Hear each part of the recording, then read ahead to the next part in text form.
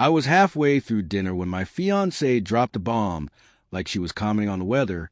"So, Eric called today," she said, glancing at her reflection in the hallway mirror. "He wants to grab drinks tomorrow night, just to catch up. See how things are going." I paused, fork in hand. Eric, the ex from 3 years ago, the one who had been with her right before me. "Ketchup?" I asked, keeping my tone calm. She turned, wearing that smile I used at the door. "Yeah, just as friends, obviously. We left things on good terms, and he's curious how I've been. Totally innocent, I promise." I chewed slowly, letting the words hang. She seemed satisfied with my response. Too satisfied, maybe, as if she had expected anger or jealousy. I knew that placid reaction would earn her some leverage. "You handle these things so well," she said. "That's why I love you." She pressed a kiss to the top of my head. Most men would have reacted possessively to their girlfriend meeting an ex. I raised an eyebrow. "Drinks? You said drinks? Then coffee just now." She waved a dismissive hand. "Same thing. You know what I mean." I didn't. She disappeared into the bedroom to pick an outfit. Hangers clattered. Clothes were tried on and tossed aside. She was clearly putting effort into this innocent meetup. I finished my meal quietly, already planning my next moves. This wasn't about jealousy. It was about respect, boundaries, and the kind of marriage we would, or wouldn't, have if I let this slide. Answer, we wouldn't. When she emerged in the black dress from our first date, she twirled. "How do I look?" "Perfect for catching up with an ex," I said, deadpan. She completely missed the sarcasm. "Thanks, babe. I want to look nice without overdoing it." "You nailed it." She didn't notice that I had stopped using her name. She didn't register the shift in my tone. "I should probably be home by 10, she said, applying lipstick. "Unless we really get into talking, then maybe 11. "Take your time," I said. "You're the best." She grabbed her purse and keys. "I'll text when I'm heading back." The door closed softly behind her. I listened as her car started and drove away. I cleared the table and pulled out my laptop. Phone calls first.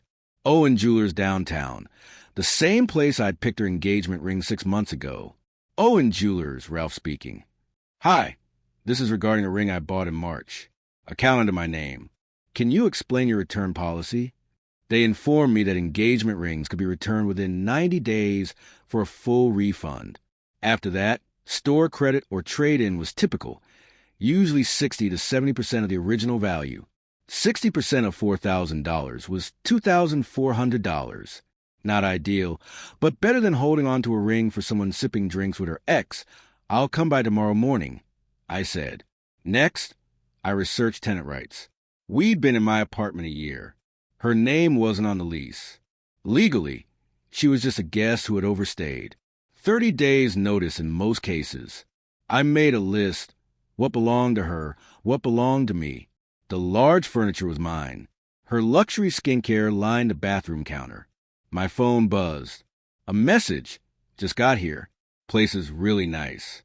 Eric looks good that I stared at the message and said nothing. My fingers hovered over my phone before I called my friend Tyler. "Can I crash on your couch for a few days?"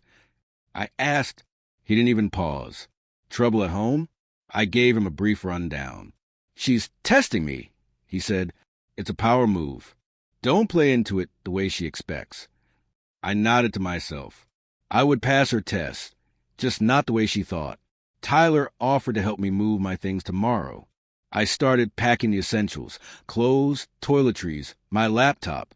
I organized everything like I told her that spending 4 hours out with Eric, dressing up for him and sending me running updates about how good he looked, was completely inappropriate for someone who was supposed to marry me in 6 months. "It wasn't a date," she insisted. "We're just friends. We have history." Friends who get dressed up, go out for drinks, and text me play-by-play? I asked, keeping my voice steady. Her cheeks flushed. "You're overreacting. Breaking up over something this small is insane." "Small?" I said. "You spent an evening with your ex while messaging me about how attractive he is. You expected me to be fine with that?" She hesitated and then shifted the blame to me for keeping track of every word and glance. I pointed out the effort she had put into the evening, how excited she had seemed. For the first time, she paused before speaking. "So this was a test?" she asked. "No," I said.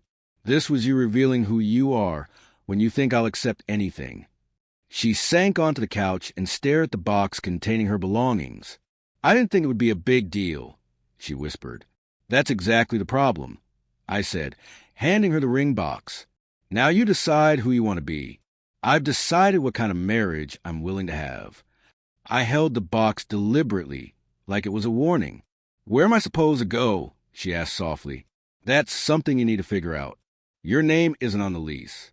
You have 30 days. I picked up my bags. I'll be back Sunday to collect more things. Try to have a plan." She remained in the middle of the living room, clutching the engagement ring, surrounded by the remnants of what we once imagined together. "I hope you and Eric are very happy," I said, closing the door behind me. Tyler's couch was surprisingly comfortable. That night, I slept better than I had in months. No tossing, no second-guessing. "Smells like coffee and bacon in the morning," Tyler joked. My phone buzzed endlessly. 17 missed calls, 12 voicemails, 43 texts. I hadn't listened to any of them yet. When I finally did, they were a mix of apologies, anger, and manipulation. One voicemail stood out.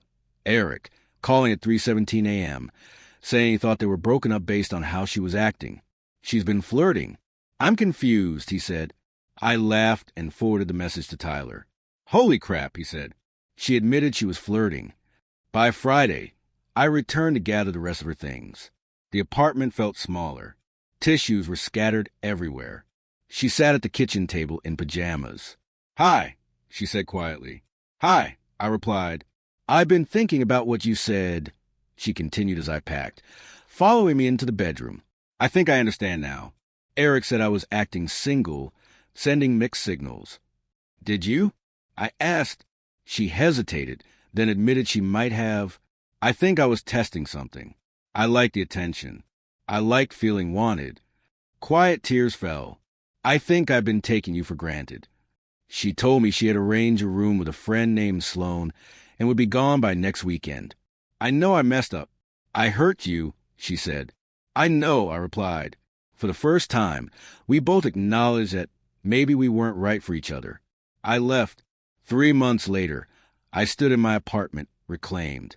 A new couch, freshly painted bedroom, plants thriving where before they'd wilted. Tyler arrived with coffee and donuts. "You're looking disgustingly well-adjusted," he said, and I agreed. The first week had been rough, but doubts faded. I had stopped pretending to be someone I wasn't, stopped tolerating behavior that unsettled me just to maintain peace. Kelly texted about lunch, bringing news.